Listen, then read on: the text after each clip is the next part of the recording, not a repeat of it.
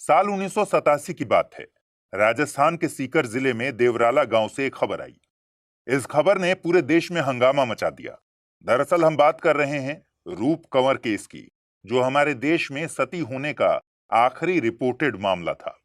रूप कंवर की शादी जनवरी 1987 में माल सिंह नामक शख्स से हुई थी। शादी के करीब 8 महीने बाद ही माल सिंह की मौत हो गई। अपने पति के अंतिम संस्कार के दिन रूप कंवर दुल्हन की तरह सज के सती होने के लिए तैयार थीं। रूप के सती होने की खबर गांव में जंगल की आग की तरह फैलने लगी और देखते ही देखते हजारों लोगों की भीड़ वहां जमा हो गई। हजारों की भीड़ के बीच मात्र 18 साल की एक लड़की अपने पति की डेड बॉडी के साथ जला दी गई। वहां पर मौजूद लोगों में से किसी ने भी इसे रोकने की कोशिश नहीं की। कुछ मीडिया रिपोर्ट्स के मुताबिक गांव वालों का कहना था कि सती होना रूप का निजी फैसला था, पर आज हादसे के 36 साल बाद इस बात की पुष्टि करना लगभग नामुमकिन है। ऐसा इसलिए क्योंकि बात सती होने तक ही खत्म नहीं हुई। इस घटना का जबरदस्त महिमा मंडन किया गया और जहां रूप अपने पति की चिता के साथ जलाई गई, वहां एक स्थानीय मंदिर भी बना दिया गया। कुछ दिनों बाद तकरीबन 2 लाख लोगों की भीड़ इस मंदिर में पूजा करने के लिए इकट्ठा हुई। धीरे धीरे सती की ये आग राजस्थान सरकार से होते हुए हाईकोर्ट तक पहुंच गई, मगर नतीजा कुछ खास नहीं निकला। तत्कालीन केंद्रीय गृह मंत्री पी चिदंबरम ने इस घटना और राज्य सरकार की भारी आलोचना की। आखिरकार मुख्यमंत्री हरिदेव जोशी को अपने पद से इस्तीफा देना पड़ा। जब इस घटना की तह तक पहुंचने की कोशिश की जा रही थी, तब एक और चौंका देने वाली बात सामने आई कि देवराला गांव में यह सती का पहला मामला नहीं बल्कि तीसरा मामला था। खैर, रूप कंवर की घटना के बाद ही राजस्थान सरकार ने सती निषेध अधिनियम 1987 लागू किया। इस बीच भारत में 1947 से 1987 तक सती होने या इसके लिए प्रयास करने के 28 मामले दर्ज किए गए। रूप कंवर मामले को आखिरी सती होने का केस माना जाता है। हालांकि इसके बाद भी करीब 24 ऐसे मामले देखे गए जहां सती होने की कोशिश की गई, पर पुलिस आखिरी वक्त पर उसे रोकने में कामयाब रही। कामयाबी के बावजूद हैरानी की बात यह है कि आज 21वीं सदी में भी कहीं ना कहीं इसके निशान देखने को मिल रहे हैं। हालिया मामला मई 2023 में गुजरात की संगीता का है। संगीता ने साबरमती नदी में कूदकर आत्महत्या कर ली और अपने सुसाइड नोट में कारणों का खुलासा किया। सुसाइड नोट में लिखा था कि उसके ससुराल वाले सती होने के लिए उस पर लगातार दबाव डाल रहे थे। इस तरह संगीता की कहानी बयां कर रही है कि किस तरह आज भी सती प्रथा की धुंधली छाप हमारे समाज में मौजूद है। लिहाजा आज के इस वीडियो में हम यही जानेंगे कि ये सती प्रथा क्या है, इसकी शुरुआत कहां से हुई और किस तरह इसे भारत से खत्म किया गया। तो आइए शुरू से शुरू करते हैं। सती शब्द संस्कृत भाषा के सत्य शब्द से निकला है। इसका मतलब होता है वफादार और सच्ची पत्नी। इसका तकनीकी मतलब सहगमन या सहमरना भी है। अब अगर दुनिया की पहली सती होने की घटना की बात करें तो इसके लिए मानव लोक से देवलोक का सफर तय करना पड़ेगा। देवलोक से जुड़ी देवी उमा को सती कहा जाता है। देवी उमा भगवान शिव की पहली पत्नी थी। ऐसी मान्यता है कि सती प्रथा की शुरुआत भी यहीं से हुई। माना जाता है कि माता उमा के पिता प्रजापति दक्ष ने जब उनके पति भगवान शिव को काफी ज्यादा अपमानित किया, तो माता उमा ने अपनी यौगिक शक्तियों से आग उत्पन्न कर खुद को आग के हवाले कर दिया। हालांकि काफी इतिहासकार इसे सती प्रथा की शुरुआत नहीं मानते। सती प्रथा के अनुसार कोई भी महिला सती तब होती है जब उसके पति की मौत हो चुकी हो। बात करें सती प्रथा की धार्मिक स्वीकृति की, तो सबसे प्राचीन वेद यानी ऋग्वेद में सती प्रथा का कहीं भी जिक्र नहीं मिलता। मगर ऋग्वेद में एक श्लोक इतिहासकारों के बीच काफी चर्चा का विषय बना रहता है। इस श्लोक के मुताबिक विधवा को अपने जीवन में अग्रे यानी आगे बढ़ने के लिए कहा गया है। हालांकि मध्यकाल में कुछ पुजारियों द्वारा इस श्लोक के अंतिम शब्द अग्रे की व्याख्या अग्नि यानी आग के रूप में की गई और सती प्रथा को एक वैदिक प्रथा दिखाने की कोशिश की गई। मगर मैक्स मूलर ने इस गलत व्याख्या का खुलासा कर दिया। इसी तरह अथर्ववेद के श्लोक नंबर 18.3.1 में अपने पति की दुनिया को चुनना वाक्यांश का अर्थ कुछ जानकारों ने सती प्रथा से जोड़ा है, मगर इसका सती प्रथा से किसी भी तरह का सीधा संबंध नहीं पाया गया। वेदों से आगे बढ़ें तो हिंदू धर्म पर सबसे ज्यादा प्रभाव डालने वाले धार्मिक ग्रंथ मनुस्मृति और याज्ञवल्क्य की स्मृति में किसी में भी सती प्रथा का उल्लेख नहीं मिलता।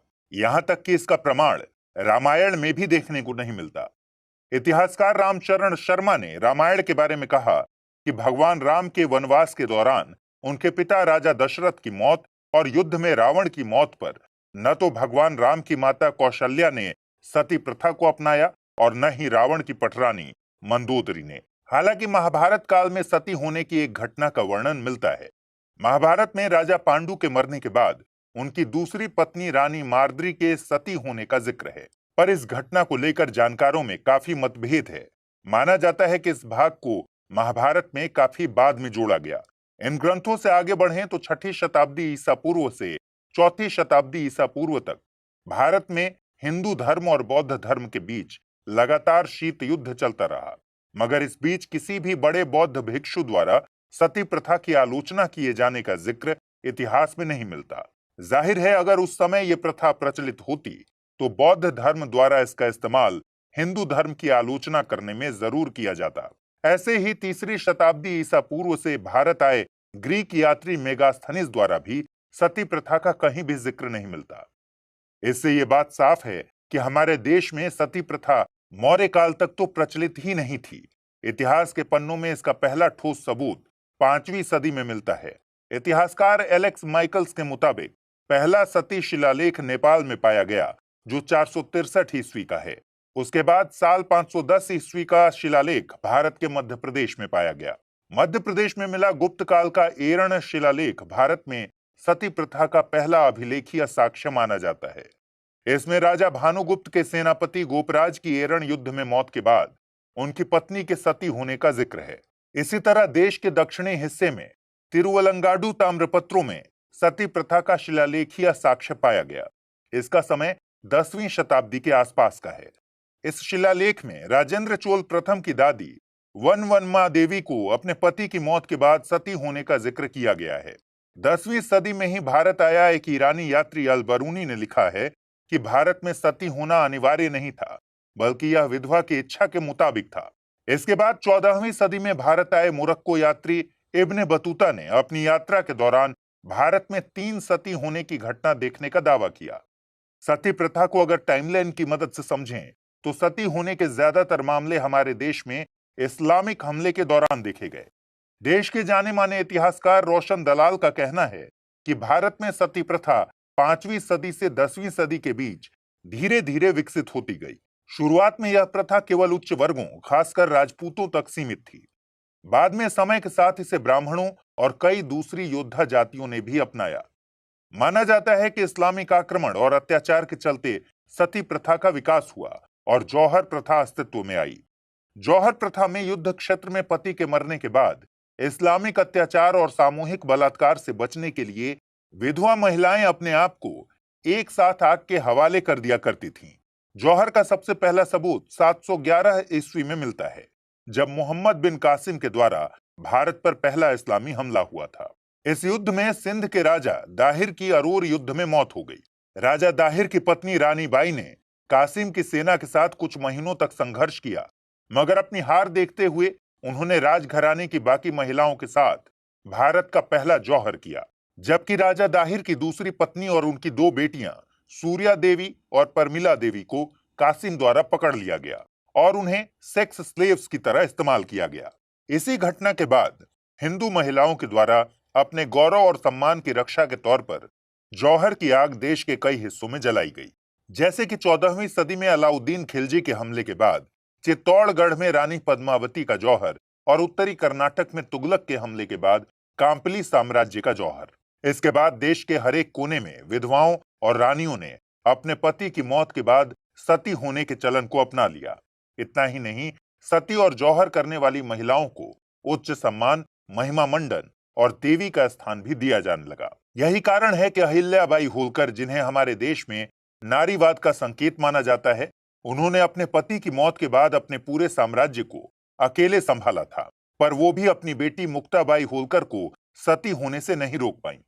इसी तरह सिखों के तीसरे गुरु अमरदास साहब ने सती प्रथा का विरोध किया, मगर साल 1839 में राजा रणजीत सिंह की मौत के बाद उनकी 4 रानियों ने खुद को सती प्रथा की आग में झोंक दिया।